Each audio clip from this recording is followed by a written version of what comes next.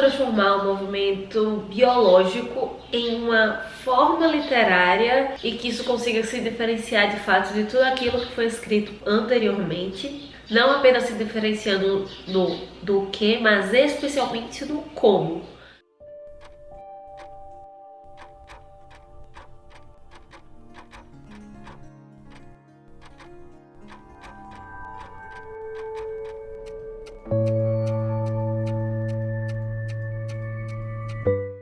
O que temos para hoje são Introduzidos Cinema. Eu sou a Larissa Bertolino, você está no canal Uma Garota Quixotesca, mais especificamente no episódio de número 5, nossa jornada de leitura conjunta do Ulisses, do James Joyce. Essa semana nós estamos em um lugar atípico, da mesma forma que o Bloom está em movimento, eu também estou em movimento. A leitura foi feita em Recife, mas a conversa está sendo feita no interior, por isso que o vídeo está saindo, inclusive, na quarta-feira, mas a partir da semana que vem, mesmo gravando ainda daqui do Agreste, vai sair no horário, no dia normal. O próximo vídeo da jornada sai na segunda-feira e na próxima sexta vai ter vlog. Nós vamos ter a nossa primeira resenha de outubro. Também coisas atípicas, essa nossa voz maravilhosa de pato fanho provavelmente vai se seguir ainda por alguns dias, porque o clima em Pernambuco não ajuda, tanto no Agreste quanto na Zona da Mata. Mas é isso, o movimento é a palavra dessa semana, não é? O Bloom continua em movimento, não só pela Dublin do século passado, mas especialmente aqui a sua cabecinha não para. E talvez a segunda palavra além do movimento seja comer. O meu chá aqui já terminou, mas a cabeça do Bloom não parou essa semana. Passaram e não pararam o tempo todo pensamentos relacionados à comida e às relações, às questões que elas provocam. Você já ouviu falar de pensamentos intrusivos? Foi bem essa expressão que ficou na minha cabeça durante essa leitura. A gente já teve um fluxo do consciente aqui com o Stephen Dedalus, já teve com o Bloom, já teve um monólogo interior, mas essa ideia do movimento peristáltico, texto, como parecendo justamente uma ebulição, uma proporção gigantesca de pensamentos intrusivos na mente do Bloom. Calmo, se comparado com alguns momentos anteriores, né, com alguns capítulos anteriores, só que na verdade está vindo muita coisa ao mesmo tempo na sua mente, né? O peristaltismo, ele é justamente um movimento involuntário do nosso corpo na hora da deglutição, né? Nossos canaizinhos aqui, eles vão se contraindo para que o bolo alimentar vá descendo. Ou seja, é um movimento não racionalizado que leva a comida até o lugar correto. E parece que em Lestrigões é isso que está acontecendo. Diversos movimentos de aperto, de sufocamento, de cada vez apertando um pouquinho mais, e entrando coisa diferente, sendo apertada dentro da cabeça do Bloom, enquanto ele se desloca para chegar finalmente em um lugar para onde ele quer ir fisicamente, mas ficou parecendo que mentalmente ele não consegue chegar. Na verdade, ele chega a vários lugares, inclusive onde ele não queria estar, né, na sua mente, mas ele não chega ao objetivo, ao ponto final. E não à toa esse lugar físico concreto onde o Bloom vai chegar é a biblioteca, que será o cenário do capítulo da semana que vem, a partir das 2 horas da tarde. Exato, tudo isso que nós vimos é uma hora, horário do almoço, Lestrigões. Além desses pensamentos intrusivos, o que é que tem de tão de destaque em Lestrigões? Para a proposta de nova forma, dessa proposta inovadora do James Joyce com Ulisses. Se nós formos retomar o Lukács, nós entendemos que o enredo, esse conflito que o protagonista vive, vai conduzir um romance. E Lestrigões, que é claro que o personagem principal não é o Bloom, não é o Stephen, mas é o próprio livro. É o próprio romance que vai levando o romance pra frente.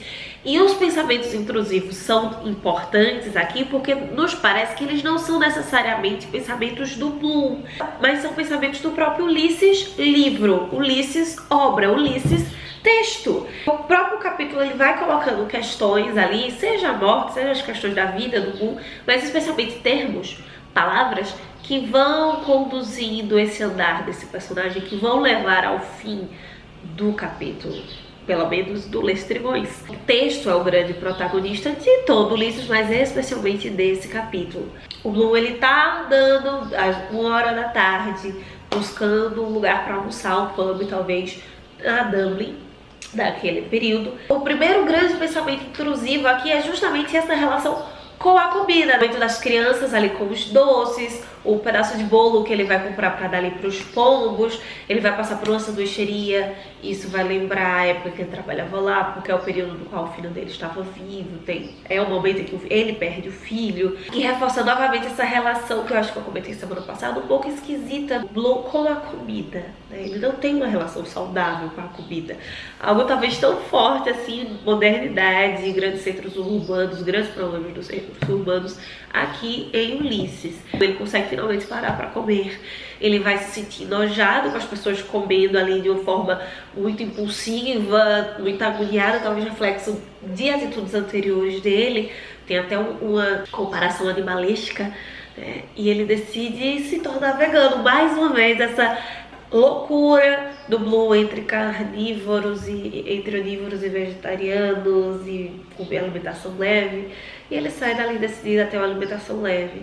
É o mesmo cara que na manhã desse mesmo dia tinha saído para comprar rim. Se ele não comesse um rim de um boi, ele ia entrar em parafuso. Para mim, essa relação ela não está à toa. Ela é extremamente simbólica para o modernismo. Por quê?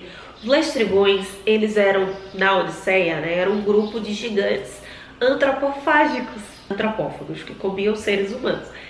É um momento em que o Ulisses chega ali com a sua embarcação, com o seu grupo, eles derrotam, acabam, destroem a embarcação, comem todos os tripulantes, todos os companheiros do Ulisses, e só sobra o Ulisses, né, ou no caso o Odisseu. E engraçado, esse episódio, esse lugar onde estariam os Lestrigões, é exatamente a região do Lácio, que é de onde surge o latim, né? E quando eu já comentei aqui sobre a ideia da antropofagia, mas que ela seja uma característica do nosso modernismo, já falei aqui do modernismo do Uruguai, quando isso se relaciona também, ela pode, obviamente, ser detectada, ser percebida ainda com características diferentes em outros países, em outras línguas, em outras literaturas, mas tem um quê dessa característica de país colonizado, mas também de país latino, né? Dessa visão latina. A antropofagia, talvez poderíamos dizer assim, para puxar a sardinha do nosso lado, é mais forte no Brasil, mas ela existe no Uruguai, existe nos países hispânicos, existe nos países lusófonos, existe nos países francófonos, Itália, França, Espanha, todos esses lugares onde houve esse desenvolvimento do latim para essas vernáculas, para essas línguas modernas. Além disso, e pensar nisso, né, Ulisses como um personagem latino, a Odisseia como algo greco-latino. Além dos Lestrigões, vão ter essas referências exatamente dessa alimentação, não apenas como comida. Tem essa relação estranha do Blue com a comida? Tem.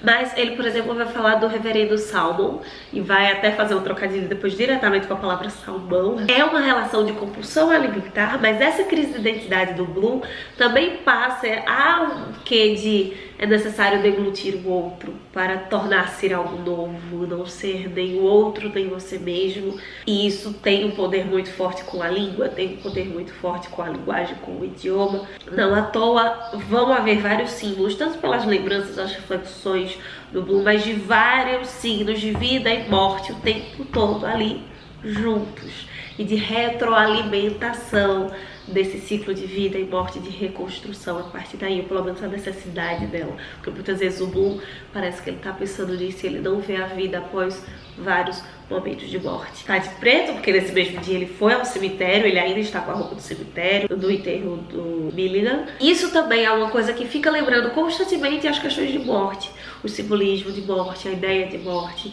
né? Todo mundo que encontra ele, ao mesmo tempo que ele encontra uma senhora que vai falar que o fulana, que outra senhora da sociedade que eles conhecem, está em trabalho de parto. O processo de sobreviver ao luto como algo demanda tempo, mas também esse processo de criação, de gerar, parir, né? O parto, todas essas etapas, elas têm a sua duração, elas têm a sua necessidade, elas não são agradáveis. E parece que desde que o Blue saiu de casa, ainda que tenha momentos felizes, mas ele tá em momentos diferentes da vida em que sempre está em processo, e parece que todos estão num momento desagradável. Ele não consegue encontrar uma zonazinha de escape, né? Todos os processos dele de todas as suas áreas são angustiantes naquele momento. Sempre desencadeando a dor da perda do filho, mas como isso também acabou distanciando ele da Bonnie, né? Como ele está ciente que isso foi um dos pontos que levou a sua esposa a buscar o adultério. Ao mesmo tempo que ele encontra a Dilly Daedalus, né, que é a irmã do Stephen Daedalus, lembra da mãe deles, da morte da mãe deles, o que vai gerar um sentimento interessante. Até então, o Stephen e o Bloom, eles não se encontraram. Eles quase se encontram, mas eles não se encontraram. Aqui nós entendemos que não só o Bloom, ele conhece o pai do Daedalus, como ele conhece o Stephen Daedalus, e ele parece nutrir um sentimento paternal. E aí de novo essa ideia de ciclo de vida e morte. Ele perdeu o seu filho, o Daedalus perdeu a mãe, mas tem uma relação esquisita com esse pai, e o Bloom sente essa vontade de amar o Daedalus como um filho, de ter essa sensação paternal para com o Stephen Daedalus. É algo que está a ser provocado para os próximos capítulos, mas também mostra muito dessas reflexões do Bloom de tentar entender o que ficou. Tem o signo de vida, tem o signo de morte, mas tudo isso depois que se reproduz, que se alimenta e se produz algo novo, se vomita, se regurgita algo novo, né, para usar os signos antropofágicos, o que fica de... Parece que no final do Lestrigão está se desenvolvendo isso, mas ou depende de nós leitores, de nós entendermos da leitura de fato o que é que ficou dessa reflexão, de todos esses pensamentos intrusivos, dessa fermentação louca na cabeça do Bloom, ou se realmente ele ainda está chegando lá. De fato, o Bloom, ele não parece, mesmo com poucas horas, ele não parece ser o mesmo Bloom do início do livro. Só de tanto de coisas que ele teve que deglutir, claro, assumindo de vários momentos. O que talvez possa nos levar à ideia da psicanálise também, muito forte nesse livro, porque a análise desse conflito entre o id e ego e todos esses complexos aparenta ter um momento em que a chave muda, mas na verdade é um processo, novamente para usar a mesma palavra. Na verdade fica um dos grandes termos do Oswald de Andrade: só me interessa o que não é meu. O Bloom, ele pensa, ele regurgita as suas dores, os seus problemas novamente, mas a grande chavezinha que faz com que ele reconheça, que ele repense essas coisas, é quando ele trata do outro. É quando ele vê a Dilly Daedalus, é quando ele encontra a vizinha falando da outra, quando ele encontra o próprio amante da esposa dela no cemitério. Esse conflito entre o eu e o outro parece ser muito mais forte no Bloom do que no Stephen. Talvez no Stephen nós possamos encontrar mais a heresia, enquanto que no Leopold Bloom precisamos ser errado a si mesmo, né? Através dessa intrusão do outro. Então é isso, meus queridos cavaleiros andantes. Vídeo atípico, cenário atípico, mas para não deixar de comentar a leitura dessa semana passada agora do Ulisses. Me conta aqui o que você achou, o que ficou da sua leitura. Eu já comecei a leitura do próximo capítulo de Scylla e Charybdis para segunda-feira, mesmo em outro cenário, mas a gente continuar conversando sobre essa obra. Nos vemos lá no Instagram, vou te atualizando de como as coisas vão se seguindo por aqui. Enquanto isso, possamos sair da biblioteca e ver muito além do meio de vento. Valeu!